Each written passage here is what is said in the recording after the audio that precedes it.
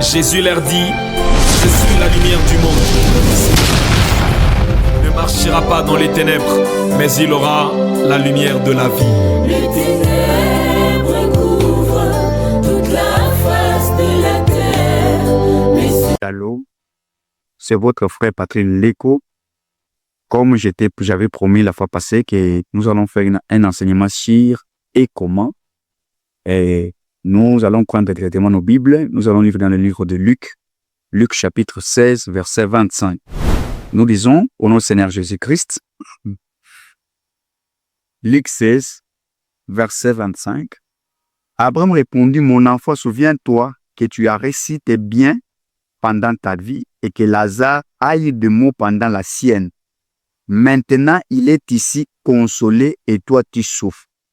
Il s'agit de l'histoire des pauvres Lazare et l'homme riche. Cette histoire que nous connaissons nous tous, nous voyons qu'il y a eu deux étapes. La première étape, c'est l'étape où cet homme riche vivait sur le monde des hommes. Il avait beaucoup d'avoir, il avait beaucoup d'argent et il avait beaucoup de serviteurs. Et il y avait quelqu'un qui s'appelait Lazare, qui était pauvre, qui souffrait. Dans cette étape, cet homme Lazare vivait de ce qui tombait des tables de cet homme riche. Mais après, ils sont partis à une autre étape. Et dans ces versets, nous voyons que Abraham dit à l'homme riche que maintenant, Lazare a sa part. Et nous voulons parler de « et maintenant ». Et maintenant, c'est une locution qui introduit une nouvelle étape, qui introduit une nouvelle action, qui introduit un nouveau point qui précède ce qui venait de se passer. Et maintenant, dans la vie de tout un chacun de nous, il y a un et maintenant. C'est un temps d'autocritique, d'auto-évaluation, que quelqu'un doit se mettre et regarder sa vie et dire « Et maintenant, où est-ce que je suis? Et maintenant, où est-ce que je suis en train de partir ?»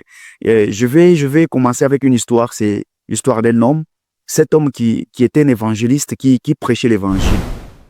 À un certain temps, cet homme a eu les 50 ans. Il s'est mis dans sa maison, il a commencé à réfléchir. Il a dit, j'ai travaillé pour le Seigneur pendant longtemps. J'ai commencé pour travailler pour le Seigneur depuis longtemps. Maintenant, j'ai 50 ans. Et maintenant, qu'est-ce que je peux encore faire à Dieu? Qu'est-ce que je peux encore travailler pour Dieu? Qu'est-ce que je peux faire pour devenir encore meilleur? N'oubliez pas